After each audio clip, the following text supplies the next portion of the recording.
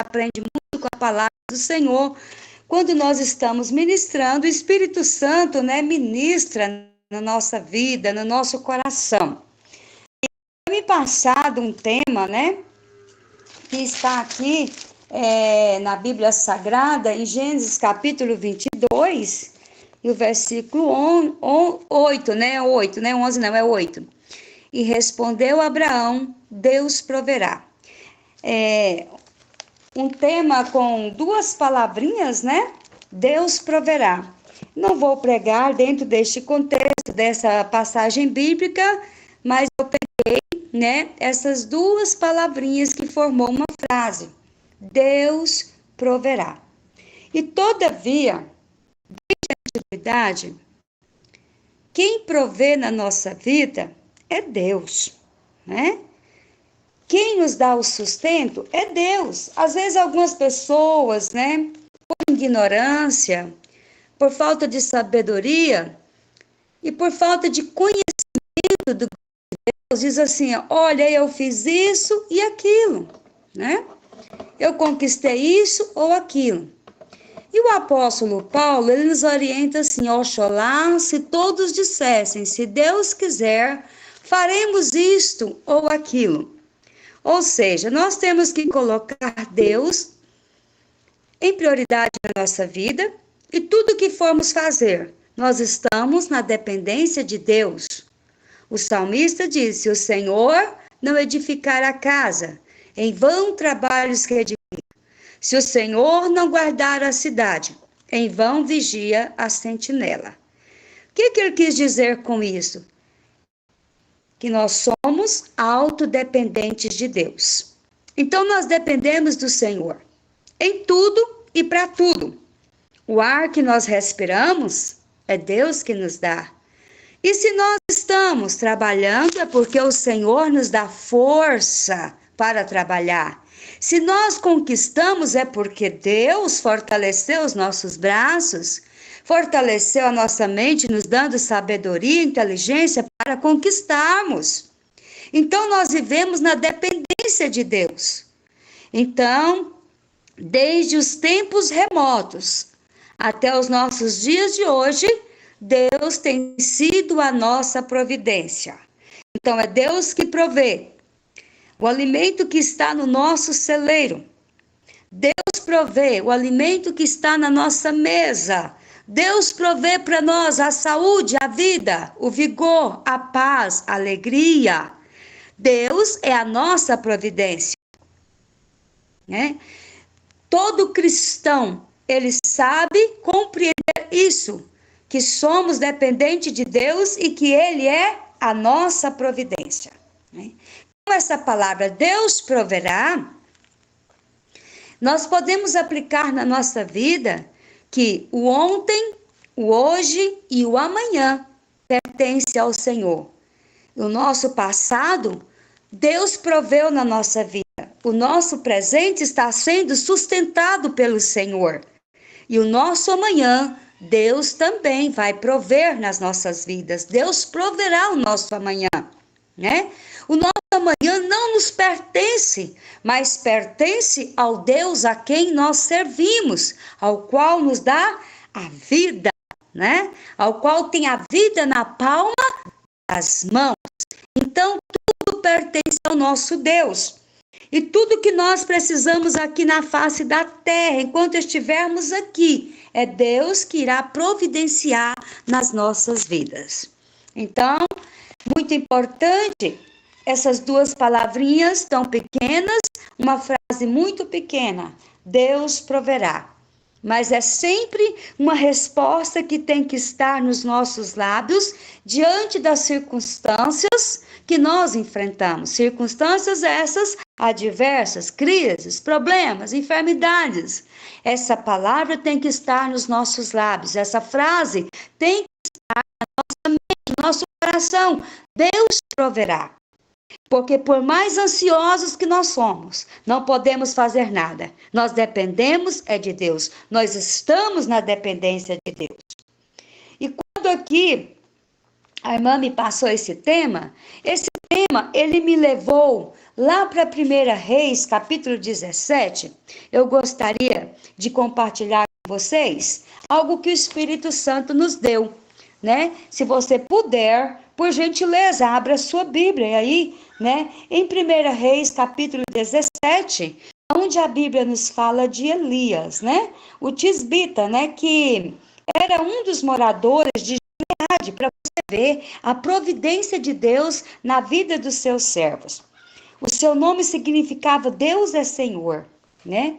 E ele é considerado, né? Ou seja, Elias é considerado como um dos maiores profetas, né? Por causa da sua intimidade com o Senhor, né?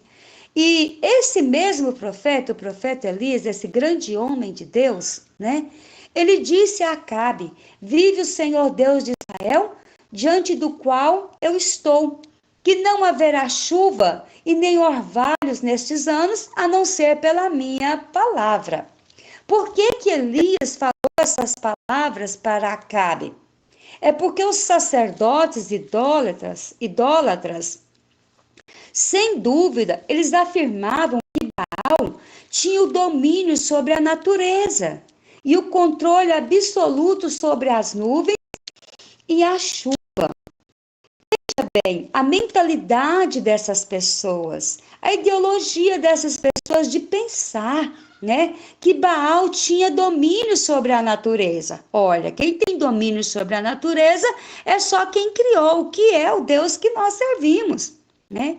Então Elias, né, aqui entretanto Elias demonstraria o fato de que foi o Senhor quem ordenou os elementos e não Baal. A impotência de Baal a inverter aquela afirmação provaria, né, a impotência do seu Deus e de suas afirmações. Baal jamais poderia fazer descer chuva das nuvens. Não, jamais. Isso é só Deus, né? Porque ele criou as nuvens.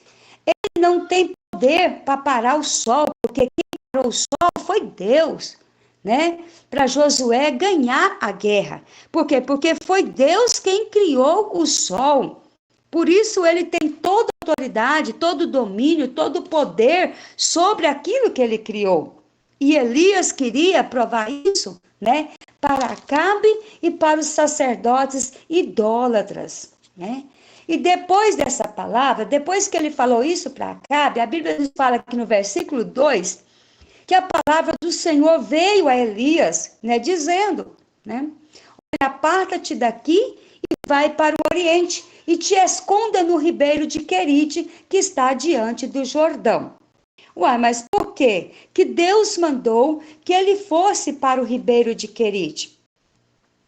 Porque Querite, irmãos, significa, né, separação. Na verdade, né, Elias estava em Israel, né? Mas nessa época seria notoriamente mal, ou seja, Israel estava agindo mal diante dos olhos do Senhor, né? Então ele estaria separado da impureza.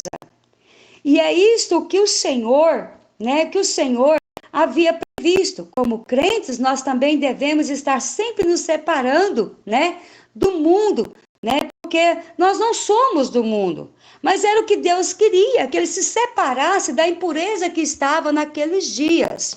Querite também é um lugar de esconderijo nos momentos de prova. E Elias, ele vai para um ribeiro se esconder, né? Vai para um ribeiro esconder. E aqui Deus disse assim: olha, você vai beber da água do ribeiro, porque eu já ordenei aos corvos que ali te mandem, ou seja, te dei o sustento. Isso aqui é fantástico, é maravilhoso demais, né? E eu vou te dizer algo nesta tarde. Precisa ser realmente crente, porque a palavra crente, né, vem do original crer. Precisa crer em Deus para crer que corvo vai levar alimento na beira de um ribeiro, né? Porque ele andou, irmãs, 200 quilômetros, né, de Samaria até o ribeiro de Querite. E eu acredito que cada passo que ele dava, uma convicção do Deus que ele tinha, era uma certeza do Deus que ele tinha, porque em meio à idolatria, né? Em meio à impureza, Deus manda ele separar, manda ir para Querite, você vai beber da água do ribeiro, né? Olha, eu vou ordenar corvos para te sustentar. Ali não tinha nenhuma provisão, irmãos, ali na beira daquele ribeiro. Por isso que eu falo que precisava de um contato direto com Deus. Precisava de uma relação íntima com o Senhor. Não tinha provisão, ali não tinha amigos. Pensa bem, ele andou 200 quilômetros para ficar sozinho na beira de um riacho, na beira de um ribeiro. E ali não tinha amigos, ali não tinha família, ali não tinha vizinhos e ali não tinha fartura. Ali tinha os corvos para o sustentá-lo. E ali tinha a presença de Deus, porque a presença de Deus nos sustenta. Isso que nós precisamos entender. Então, cada passo que ele dava para que era uma certeza, era uma convicção de que Deus estava presente neste processo. Olha, Deus tem controle total sobre os elementos e sobre as aves dos céus. Ele tem controle de tudo. Uma coisa, irmãos, nós precisamos entender que Deus tem controle de tudo. Então, se você está passando um momento de luta, de adversidade, de problema, de enfermidade, eu quero te falar nessa tarde, Deus tem controle de tudo. Deus tem controle de tudo. Aí você pode me perguntar, por quê? Por que Deus deixou o rio Querite secar, se Deus tem controle de tudo? Deixa eu te dizer, tanto que Deus é um Deus que providencia algo para os seus. Deus deixou o rio Querite secar, né? E às vezes ele permite também o Querite secar nas nossas vidas, tá? Para quê? É para que o alívio, né? Ou seja, a providência chega, né? Olha bem, Deus deixou o Querite secar para que Elias saísse dali, pois havia algo novo à espera dele. E ele precisava abençoar a viúva de Serepta. Então, muitas vezes, né, o Querite, ele seca. Muitas vezes, as portas do Querite, que é um lugar de refúgio, é um lugar de esconderijo, é um lugar de proteção, é um lugar de providência de Deus, é lugar de experiência com Deus, porque aquele Querite, aquele foi um lugar de experiência com Deus. Foi um lugar onde Elias viu a providência de Deus na sua vida. Viu o mover da mão de Deus na sua vida. Porque alguns estudiosos nos falam que ele ficou ali aproximadamente 2 anos, irmãos. Então não são 2 dias, não são 2 meses. Ele ficou ali 2 anos. E Deus sendo provedor do seu alimento. Isso é maravilhoso demais, irmãos. 2 anos Deus mandando alimento por um corvo, por uma ave que Deus criou. Isso nos prova que Deus tem domínio sobre os céus e sobre a terra. Que Deus tem domínio sobre a natureza que Ele criou. E Deus tem domínio sobre a minha vida e sobre a tua. E a providência de Deus, ela é certa na minha vida e na sua vida. Certo? Então, Deus, ele é criativo, né? Deus permitiu a saída de Elias ali do ribeiro de Querite, né? Porque Deus é criativo e Deus, ele não para de criar. Ele não para de criar. Deus, ele precisava abençoar uma viúva. Aí Deus permite que o Querite seque, porque se ele não secasse, talvez Elias poderia ficar ali. Não, eu não vou sair, porque aqui eu tenho água, aqui eu tenho a providência de Deus, eu tenho alimento todos os dias, né? Eu tenho carne, aqui eu tenho pão, aqui eu estou acomodado, eu estou abençoado e daqui eu não vou sair. Então Deus permite que o ribeiro seque, né? Porque olha, tem algo novo à sua espera. Deixa eu te dizer, Quem sabe Deus tem fechado portas para você. Quem sabe o querite secou na sua vida. Por quê? Porque Deus tem algo novo na sua vida. Algo novo está te esperando. E você às vezes não entende. Meu Deus, por quê? Por que eu estou passando por isso? Por que, Senhor, que o querite está secando? Por que, Jesus, eu não tenho dinheiro como eu tinha antes? Por que, Senhor, que eu não tenho saúde como antes? Quem sabe o Senhor está fechando a porta, mas está abrindo um portão para você. E você precisa entender o propósito de Deus, o plano de Deus na sua vida. Tem algo novo à sua espera. Deus precisa usar você para abençoar alguém. É no caso, de Elias. Deus queria abençoar a viúva de Sarepta através de Elias. E para abençoar, ele teria que fazer secar o ribeiro de Querite, para que ele saísse dali. Mas o Senhor, todavia, orienta Elias, e Elias era muito rápido. Ele era rápido em obedecer à voz do Senhor.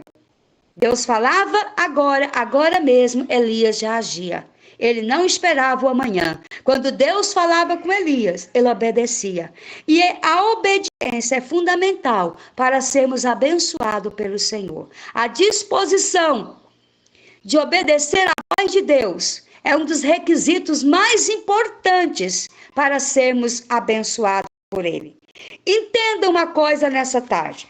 A fase do querite, ela vai passar. Ela não é para toda a vida. Talvez o seu querite é um tempo de adversidade. Porque na vida de Elias, lá era um tempo de adversidade porque ele estava sozinho. Viver sozinho não é fácil, Mas era um tempo de providência de Deus. Deus não deixou ele só. Ele ficou longe da sociedade, mas Deus estava presente na vida dele. Mas eu quero te dizer nessa tarde que essa fase, essa fase de adversidade, essa fase de problema, ela não é para toda a vida. Ela vai passar, Essas dores vão cessar. Essas lágrimas vão passar. Porque Deus é contigo, Porque maior é o que está contigo, Então entenda que essa fase vai passar, assim como passou para Elias, certo? A porta se fecha para Elias, mas a porta de Sarepta se abre. E quando uma porta se fecha, amados, não é o fim, é um recomeço, tá? Quando a porta se fecha, não é o fim, entenda isso. Deus vai abrir outra. Deus, ele dá para o profeta uma nova oportunidade. Ou seja, lá em Querite, Deus estava mantendo ele, Deus estava provendo na vida dele. Mas tem uma coisa, Deus estava dando para Elias, uma nova oportunidade de manutenção. Deus jamais ia abandonar ele. Deus jamais ia deixar de cuidar dele. E de repente, você está preocupado. Deus me abandonou? Como eu vou sair dessa situação? Como será? E eu quero te dizer nesta tarde, Deus proverá na tua vida. O querite seca, mas Deus tem uma nova provisão para você. Deus fecha as portas de Querite, mas ele abre as portas de Sarepta, E ele ordenou a uma viúva que sustentasse o profeta. Veja bem, quem sabe você pensa assim, Deus vai usar, uma pessoa da alta sociedade, vai usar um familiar, um membro da família que tem dinheiro para me socorrer, ou que às vezes vai me dar a mão, Mas deixa eu te dizer uma coisa, tome cuidado, Porque Deus não erra em suas escolhas. Porque que você nem imagina vai ser o instrumento que Deus vai usar para te abençoar, para te dar a mão, certo? Para abrir uma porta para você. Aquela viúva, ela é improvável, E uma mulher desprezada. E uma mulher pobre, Ela não tinha nenhuma provisão, ela era desprovida. Mas Deus quis usá-la. E Deus vai acontecer com quem aos olhos humanos não pode acontecer. É assim que o nosso Deus age, né? Aí, quando Deus fala para ele, ordena para ele ir para Sarepta, né? Porque ele tinha ordenado a uma viúva que o acolhesse. Olha, irmãos, como Deus é maravilhoso. E a Bíblia diz que ele vai. E ali na entrada da cidade estava a viúva. Ou seja, antes que Elias chegasse ali, o Senhor já tinha, ou seja, o Espírito Santo já tinha falado na mente e no coração daquela viúva, porque Deus não falha, irmãos, e Deus não tarda. Deus é maravilhoso no seu agir. Deus é poderoso, né? E, ou seja, o poder de Deus vai além da nossa mente, além daquilo que nós imaginamos. A Bíblia diz, né, que o poder de Deus, as suas promessas, as suas bênçãos, vai além da nossa mente. A nossa mente não pode imaginar, né, o poder de Deus, a grandeza de Deus. Então, Deus ordena a ela que cuide o quê? Do profeta. Ou seja, veja que Deus está o quê? Continuando com a manutenção ou com a providência na vida de Elias. E quando ali ele chega, né?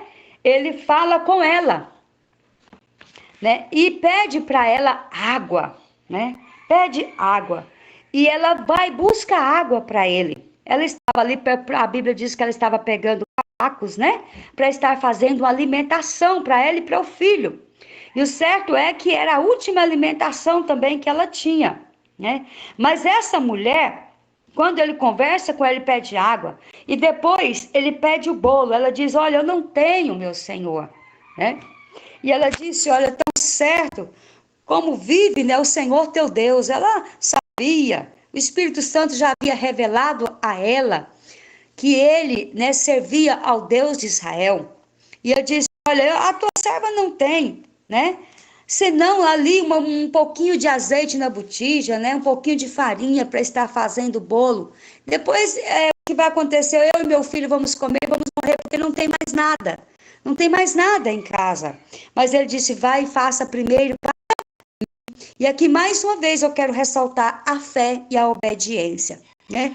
Porque essa mulher, ela escancarou a porta da provisão. Por quê? Porque ela usou a fé e a obediência nas palavras do profeta.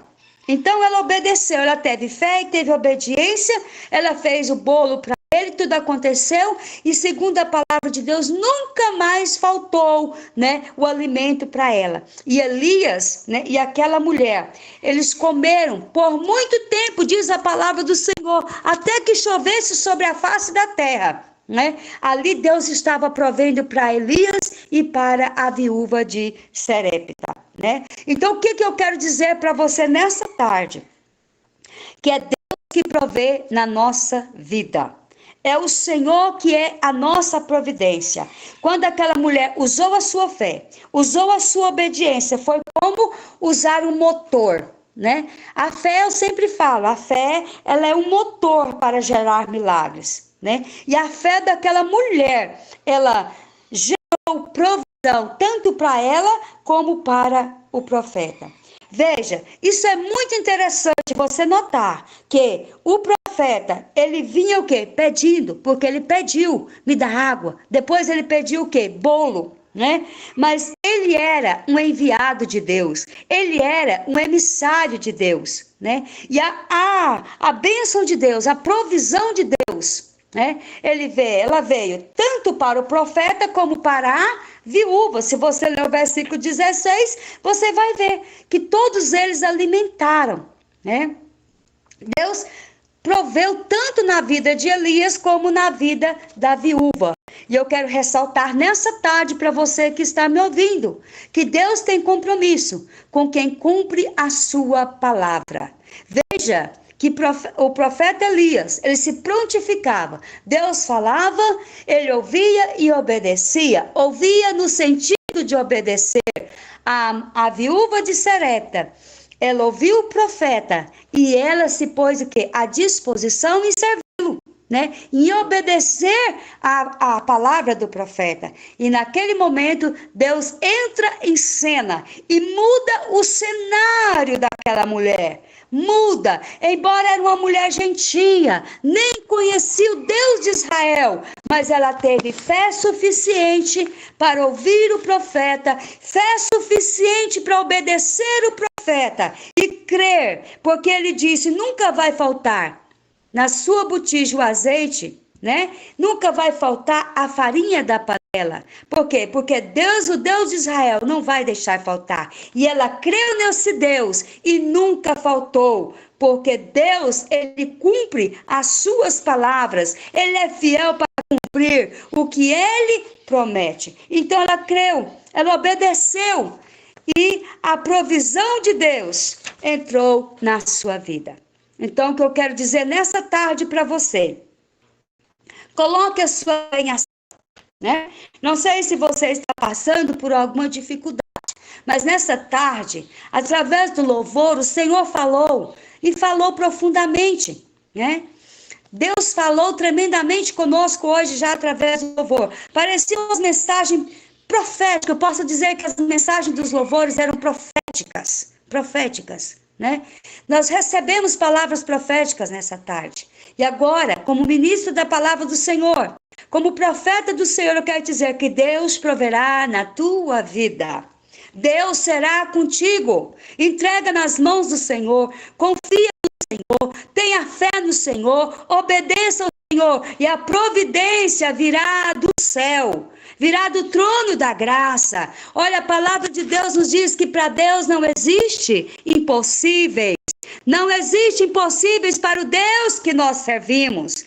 Deus pode prover na sua necessidade. Deus pode te curar. Deus pode te levantar, né, deste poço. Deus pode iluminar os seus passos, a sua vida, porque o nosso Deus é o mesmo Deus de Abraão, é o Deus de Elias, é o Deus da viúva de Serepta, é o Deus de Ana, né, que ouviu a oração de Ana lá no templo, só do coração. Ela não conseguia nem falar com Deus, só chorava, mas Deus colheu as suas lágrimas. Quem sabe você nem tem palavras mais para falar com Deus, mas chora na presença do Senhor, que o Senhor estará ouvindo e colhendo as lágrimas dos teus olhos e do teu coração. Aleluia, glória a Deus.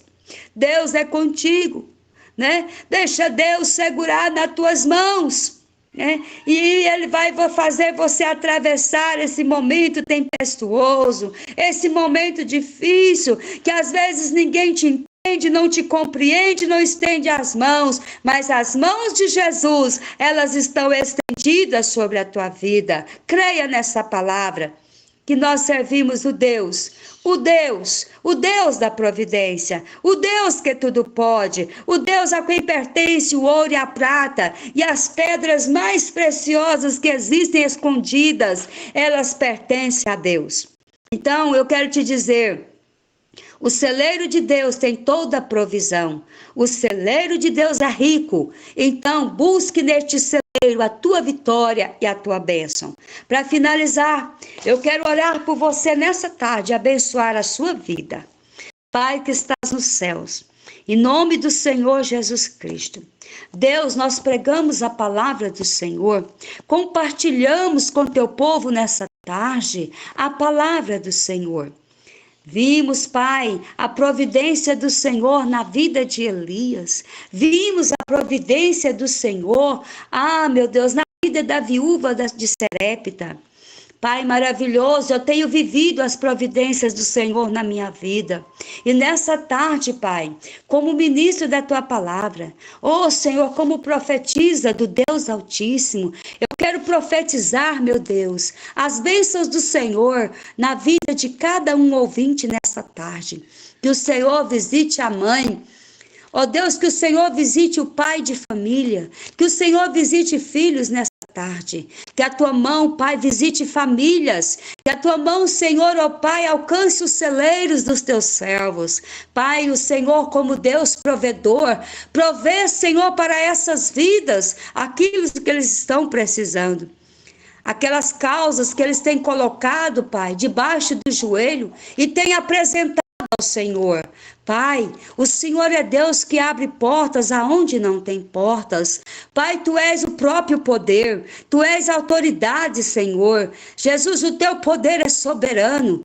Pai, envia socorro para cada uma das Tuas filhas, filhos que estão aqui, ó Pai, sintonizados, ó Pai, ouvindo, Jesus, a Tua palavra, cultuando ao Senhor através deste canal. Que a Tua bênção, Senhor, alcance cada um dos Teus filhos nessa tarde. Em nome do Pai, do Filho e do Espírito Santo, eu abençoo a vida de cada um, em nome de Jesus. Em nome de Jesus, sejam abençoados. Receba a tua vitória em nome de Jesus. E eu quero agradecer de todo o meu coração a todos que estão participando conosco, a pastora Ivani, a irmã Cleia e a todas as irmãs, a irmã Lucimar. Que Deus abençoe de uma forma muito especial, muito mesmo.